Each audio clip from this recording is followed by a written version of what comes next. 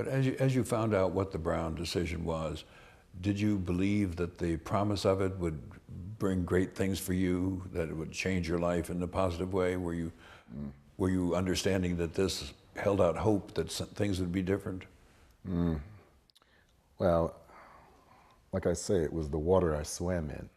For me to say I had a revelation, it was just the way things are.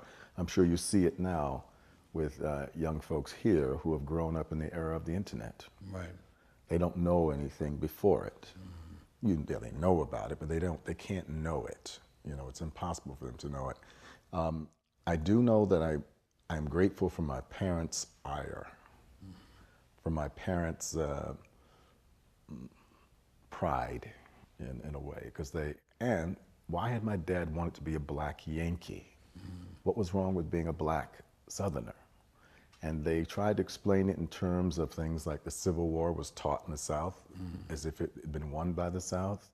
They tried to talk about the shoddy books that, well, my older brothers and sisters had books that were handed down from the white schools.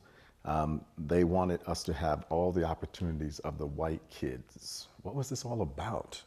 We just knew that there was something different between whites and blacks, but I went to school every day with whites. I was the only black in the class. So what's the big deal? There was a mixed message that I think in some ways I'm still trying to understand in my heart today. But did you come to understand a portion of it? Oh, yes. Sure. Well, what do you mean, do I understand? As you're going to school with these kids and you know you're black, they're white, did it become clear to you that there were distinctions among you, between you? I knew it very well.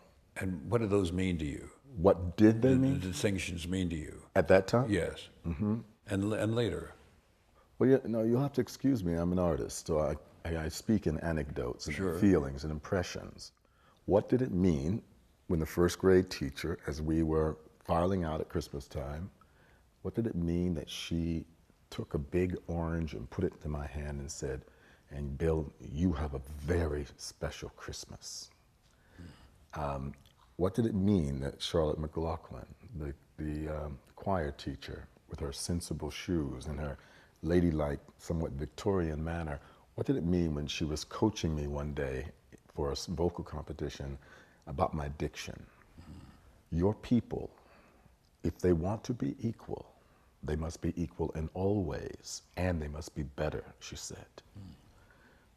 Okay, did she say that to Susan Schulteis, my young German American friend? Did she say that to Scott Kilborn, the people who were my classmates in kindergarten? Oh, no. She was saying it to me. Yeah, what did it mean when the prom came around? And we've grown up together since kindergarten, but suddenly now you're sexual beings. And who is going to go to the prom with you? It's never been a problem.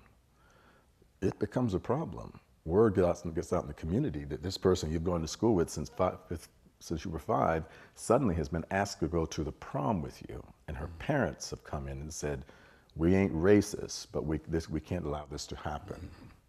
Oh, I understood. But I understood in the way that a young person understands, you know. I wanted my privileges. I wanted, quote, a normal life. But there were some things that were not normal. There was something abnormal about my dad moving us into this environment. Even though we were in the free Yankee North, there were differences.